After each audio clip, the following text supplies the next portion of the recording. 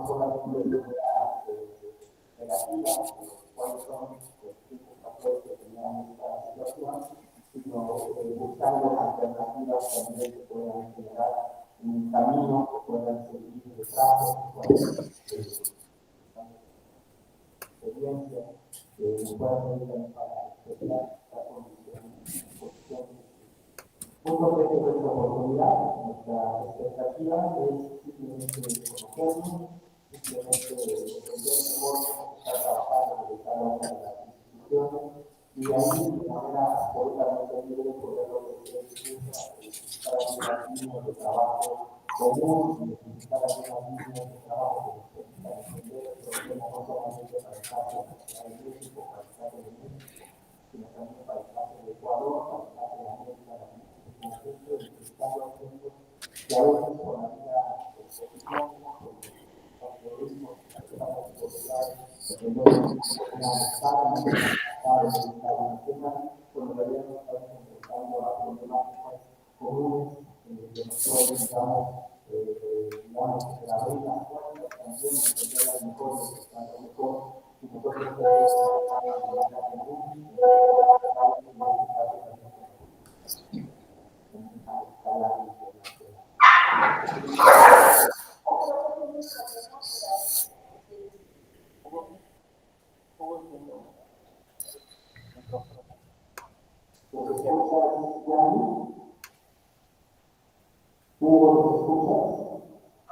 No, casi no se escucha. Quizás sea el problema de micrófono. Cuando hablaba, se escuchaba bien. Donde estaba el micrófono a la primera persona se escuchaba mejor.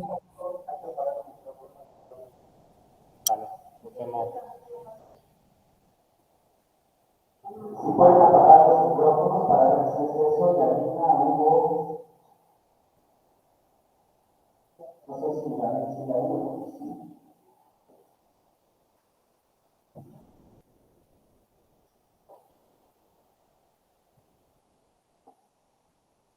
Por ahora escuchan mejor así.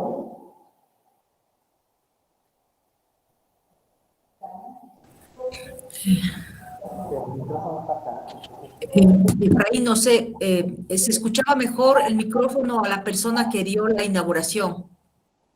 Ahora me escuchan bien. No se escucha bien. ¿Ya escuchan bien, Hugo? Ahí mejor, sí.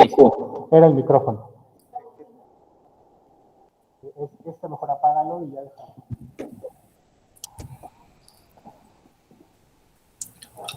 Bueno, para la tranquilidad de ustedes que nos visitan por la red, estamos grabando. Entonces, esta primera parte de la intervención que estoy realizando, que en realidad es introductoria, Hugo, Yanina, David, en realidad estoy hablando bien de la Andina, estoy diciendo que tienen un trabajo muy bueno también, que desde la experiencia que tenemos también en México nos puede servir mucho escucharlos, intercambiar. Por supuesto también aquí está Yani, también digamos con esta experiencia, pero no estás en modalidad virtual, tú estás aquí con nosotros en vivo, pero no se perdieron en realidad ninguna sustancia más allá de la invitación que estoy haciendo, reiterando en realidad, porque Andrés ya la planteó, a escucharnos, a tener en realidad una apertura amplia que implicaría distintas facetas que con mucha libertad podremos construir, no en este momento, sino a futuro, de todo aquello que posibilite el diálogo. Se trata entonces, en primer lugar, les decía, de poder reconocer nuestras experiencias, nuestras trayectorias, ver cómo estamos enfrentando cada una de las problemáticas, que aunque son muy puntuales, en muchos casos son comunes también, no solamente en México y en Ecuador, en toda América Latina y en muchas partes del mundo, y a partir de eso generar pistas de lecturas comunes que nos permitan ampliar mucho más nuestro análisis y nuestra comprensión particular de lo que estamos viviendo en nuestros países, por supuesto, pero también la posibilidad de trazar rutas, de trazar algunos caminos en común que nos permitan incluso muy adelante, muy a futuro, de acuerdo a nuestros intereses puntuales, construir trayectorias comunes que creo que podría ser muy interesante también llegar a eso, no en este evento por supuesto, pero sí como algo que puede abrir este evento identificando entonces también este encuentro apenas como un nodo de muchos encuentros que pueden estarse realizando también con esta perspectiva en América Latina. Quizá la propia Yanina Zamora, en el momento que nos presente su exposición, también nos podría hablar un poco de ello, de la intención justamente de replicar experiencias de este tipo, de replicar entonces lecturas puntuales, pero que pueden convertirse en lecturas comunes para todos nosotros. También te invitaría, Yani, entonces, a que no solamente nos platiques de tu investigación en específico, de tu experiencia específica, sino un poco de la intención que estuvimos hablando también antes de este seminario, de poder replicar y de alguna manera poder fortalecer una red que nos permita fortalecernos a todos. Pues eso, básicamente es, digamos, las palabras muy rápidas. No queremos tomar ya mucho tiempo, estamos iniciando ya con casi 45 minutos de retraso. Obviamente hubo un problema técnico que lo justifica, todos estamos aquí con mucho interés. Entonces, sin más, yo propondría, Andrés, que mejor comencemos ya las exposiciones para poder aprovechar en la medida de lo posible el momento de diálogo y de debate. Según la organización que hicimos, temática, obviamente ningún tema es puro, sino más bien todos van a estar interconectando las dos fases que ya presentó Andrés, la fase destructiva y la fase de cómo socialmente se enfrenta este tipo de problemáticas, de alteraciones, como lo plantean desde la ciencia física. Tendría entonces la palabra Omar, después Yani, después Hugo, 10-15 minutos de exposición para que después podamos tener un primer intercambio y después entrar a la siguiente fase. Entonces, pues, Omar, te damos la palabra. Solo te espera para hablar con el micrófono.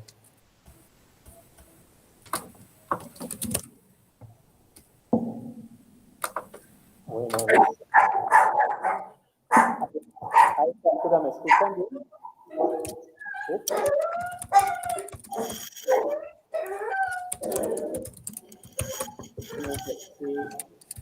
Si Yanina apaga su micrófono, creo que sería más fácil.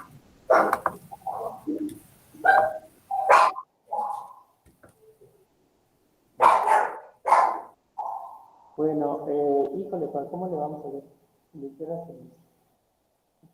espera, ándale, se ve un poco más grande. Bueno, yo vengo a platicar un caso de estudio que es en el cual he estado trabajando desde hace más de 10 años, acompañando a una comunidad que se está enfrentando a problemas de contaminación en sus ríos, una comunidad ribereña, y un grupo de académicos los hemos venido pues, acompañando en su lucha y en su trabajo en la defensa del territorio, pero también en que el Estado reconozca que no ha hecho su trabajo en términos de protección a un ambiente sano.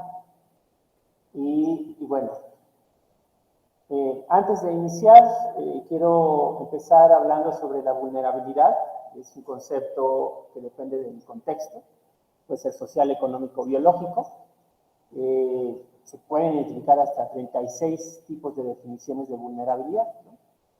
Pero la vulnerabilidad es realmente una forma de estimar el grado en el que un sistema es susceptible e incapaz de hacer frente a los efectos adversos. Entonces, cuando hablamos de sistema, podemos hablar de un sistema orgánico, ¿no?, vivo, o un sistema ecológico, que también tiene sus complejidades. El grado de vulnerabilidad se puede elevar dependiendo de la exposición directa o indirecta a la gente, así como un grado de sensibilidad o capacidad adaptativa. Es decir, que el organismo tiende a ser más vulnerable dependiendo de la sensibilidad y también de su respuesta. Entendemos entonces la vulnerabilidad como la predisposición intrínseca de un elemento o un sistema a ser afectado o sufrir daño debido a una incidencia de un suceso con cierta intensidad. De tal manera que estamos nosotros abordando este estudio desde la parte de salud y la parte ambiental. Centrándonos en qué es lo que pasa con la contaminación de cuerpos de agua superficiales, vemos que es una fuente de emisión de contaminantes, de presencia de patógenos, de compuestos químicos tóxicos acumulables, y que estos, en cierta medida, se pueden visualizar, ¿no? Se representan a través de una mala calidad del agua superficial o subterránea y el incremento de enfermedades que padecen desde los organismos más básicos de la red trófica hasta las poblaciones humanas. Pensando en las poblaciones humanas, vemos que el incremento de enfermedades incrementa costos económicos y que los efectos en la salud de los organismos del ecosistema alteran estos llamados servicios ecosistémicos a través del deterioro ambiental. Esta pérdida de servicios ecosistémicos va de la mano con pérdida de biodiversidad, que a su vez también repercute en un costo económico, porque muchas veces no solamente el ecosistema es afectado, sino también los modos de producción de alimentos, el deterioro mismo del alimento. Ambos problemas, cuando se combinan, generan grandes conflictos socioambientales, y es lo que está ocurriendo en la cuenca alta del río Atoyac, que se encuentra a unos cuantos kilómetros de aquí de la Ciudad de México, del otro lado de los volcanes. Aquí se puede ver la imagen de satélite. Nosotros estamos de este lado de la montaña, la cuenca alta del río Atoyac está de este lado, es una gran planicie, entonces se ubican los estados de Puebla y Tlaxcala. En los años 60, finales 60 y 70, hubo una política de Estado de construcción de ciudades industriales, y es en esa cuenca donde se instala uno de los corredores industriales más importantes de la cuenca, bueno, del centro del país, en donde uno de los actores importantes fue la Volkswagen México, que se establece y se genera toda una arquitectura industrial para abastecer a la industria automovilística. En la zona nosotros hemos, y no solamente nosotros como equipo, sino otros grupos académicos y organizaciones civiles han ido identificando los diferentes contaminantes que se presentan en los cuerpos de agua superficiales de la cuenca. Hay compuestos desde orgánicos volátiles, como el diclorometano, los ftalatos, el fenol, los bencenos, así como compuestos metálicos como arsénico, mercurio, plomo, cobre, cadmio, zinc y níquel, y una serie de sustancias que finalmente, cuando nosotros las clasificamos, vemos que pues, hay presencia de disruptores hormonales, compuestos que son cancerígenos, mutágenos, teratógenos, en fin. A eso se suma además pues una degradación del ecosistema ribereño a la par, ¿no? Entonces, nosotros hemos visto que en este sistema el índice de sensibilidad del ambiente pues va de la media a la alta, ¿no? Es mucho más sensible ese ambiente en donde se presenta el corredor industrial. El corredor industrial es esta zona, ahí, perdón, y luego baja y todo este cinturón que está a un lado de este volcán, que se llama Lince, y bueno, esta es la ciudad de Puebla y la zona metropolitana de Puebla, ¿no? Acá abajo está la presa Valsequillo, que abastece de agua a Puebla, pero que recibe las aguas de ríos, que se conoce como el río Atoyac y el río Zaguapa. En estos ríos, como les comentaba, hemos identificado pues, realmente, juntando toda la información que hay, hasta 380 sustancias químicas disueltas. En amarillo se encuentran los compuestos vinculados a la industria automotriz, las que se reconocen por una revisión que hemos hecho de estudios relacionados con las emisiones que descarga la industria automotriz. Y bueno, hemos a su vez identificado, por ejemplo, a partir de los diferentes parámetros físico-químicos que uno puede evaluar en el río, utilizamos la demanda química de oxígeno y la demanda bioquímica de oxígeno como dos parámetros importantes que nos dan en una relación, en un coeficiente de relación, pues identifican qué tipo de contaminación se puede atribuir a qué tipo de fuente. Y en este sentido nosotros encontramos que con estos parámetros podemos atribuir que la contaminación que se encuentra en el río Atoyac viene directamente de la industria. Aquí en México nosotros identificamos aguas residuales de tipo industrial, aguas residuales de tipo municipal. Y con estos parámetros podemos identificar, bueno, quién de estas dos fuentes contribuye más a la contaminación. No obstante, no solamente la contaminación del agua y el suelo es lo que se ha podido detectar, utilizando datos satelitales de la NASA, hay un equipo que mide los contaminantes atmosféricos y utilizando al dióxido de nitrógeno como una firma de emisiones de contaminación de origen antropogénico, vemos que la mancha de emisiones se concentra en pueblos como Cholula, Coatlalcingo, Coronango, Puebla y la región del corredor industrial Quetzalcóatl. Bueno, en esta zona, desde 2016, se ha venido haciendo estudios en las poblaciones infantiles a raíz de la denuncia de las comunidades en las cuales ellos señalan que las principales enfermedades que están sufriendo pues están relacionadas con la leucemia infantil, la insuficiencia renal, diabetes, enfermedades cardiovasculares, cáncer, dermatitis, abortos, malformaciones, etc. Desde 2003 esto se ha venido denunciando, pero las autoridades sanitarias del Estado de Tlaxcala y Puebla, siempre desestimaron estas enfermedades. Entonces, a partir de ahí es que la comunidad se empieza a buscar pues aliados, gente, a la academia, la busca la academia para poder pues realmente ver si efectivamente sus observaciones pueden atribuirse a la zona y cuáles serían las fuentes.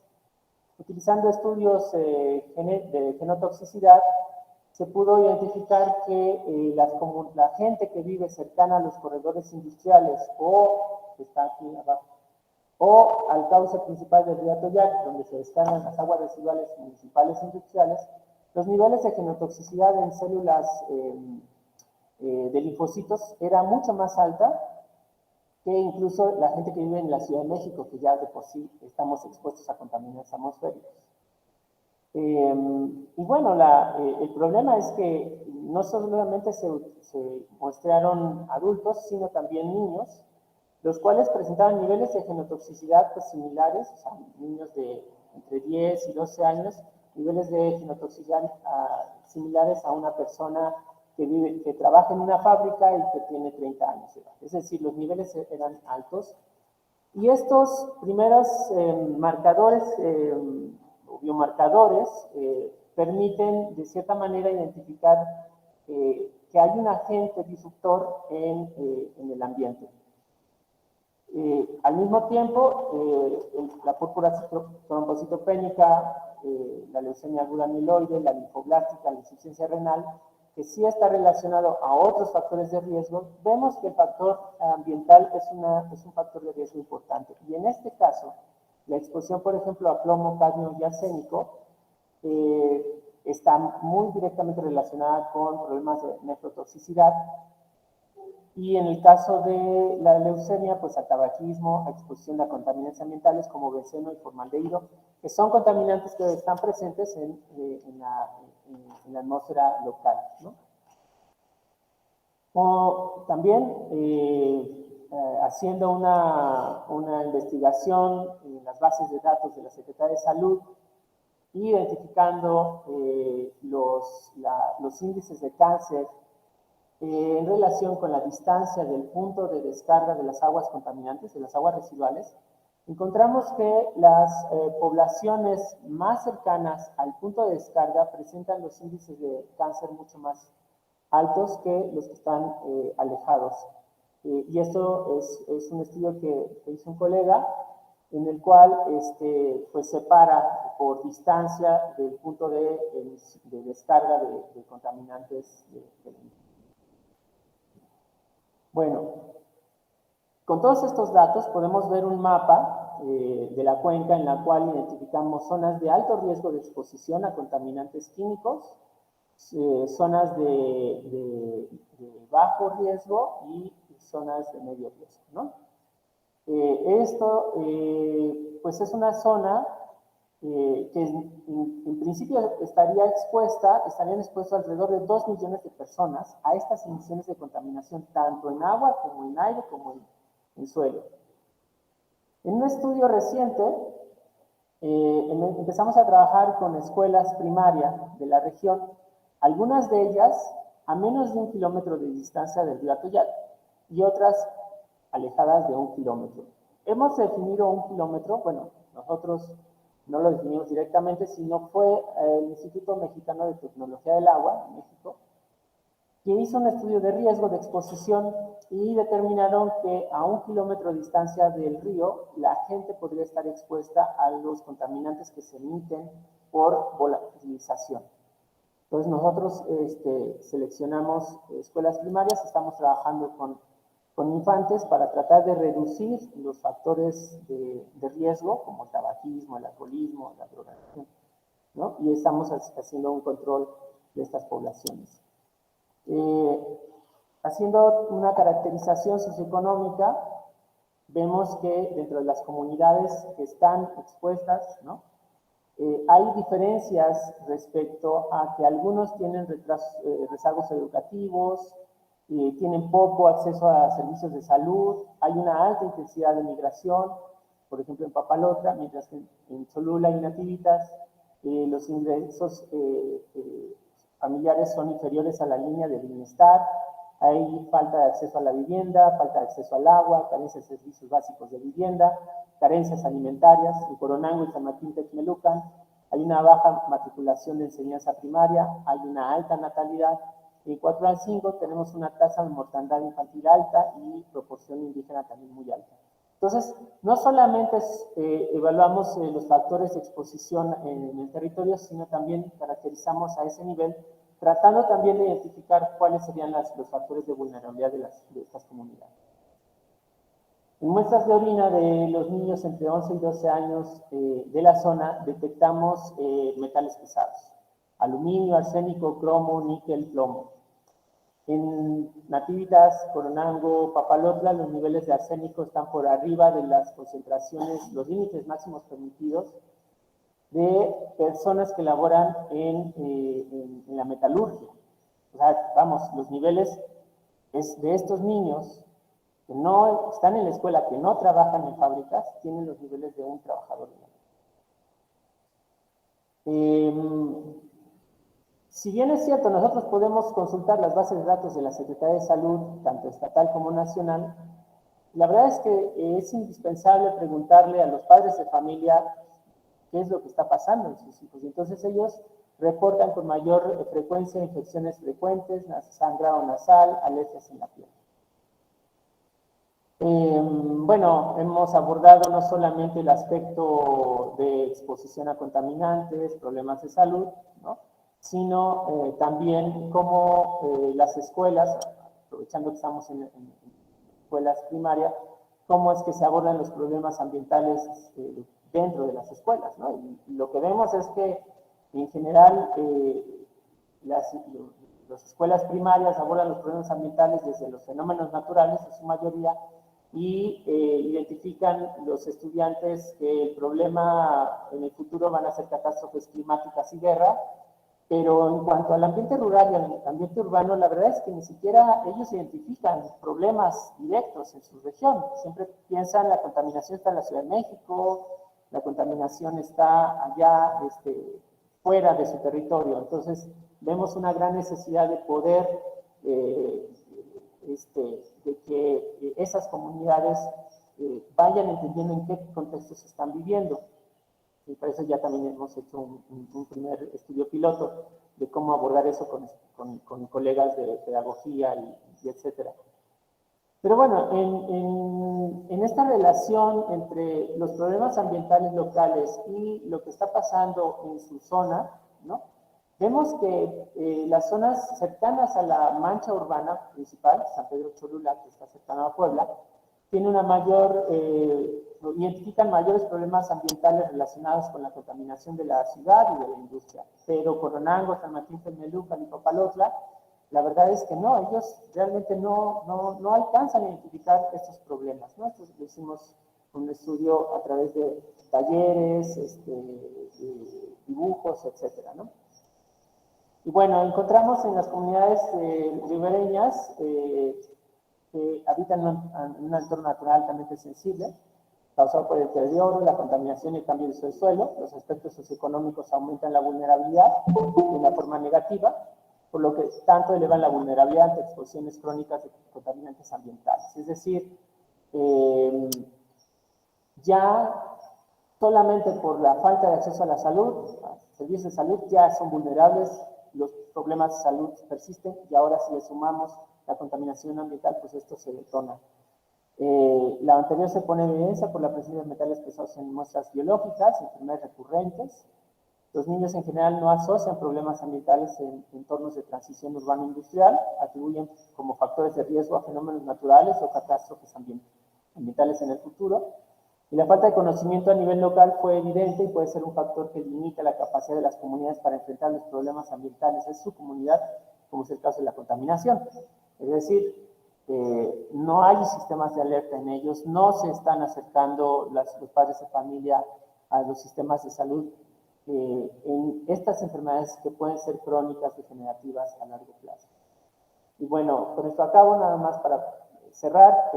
Este ha sido un estudio financiado por la UNAM, CONACYT, y están participando organizaciones civiles que están en la región, como el Centro para la Actividad en Gases de Derechos Humanos, y unidades de, dependencias de la UNAM, como investigaciones biomédicas, y también privadas, como la Universidad Iberoamericana de Puebla, que también está participando con nosotros en diferentes niveles, ¿no? Igual si el Sinvestab se sumó hace 2 años, que son los que están atendiendo la parte educativa.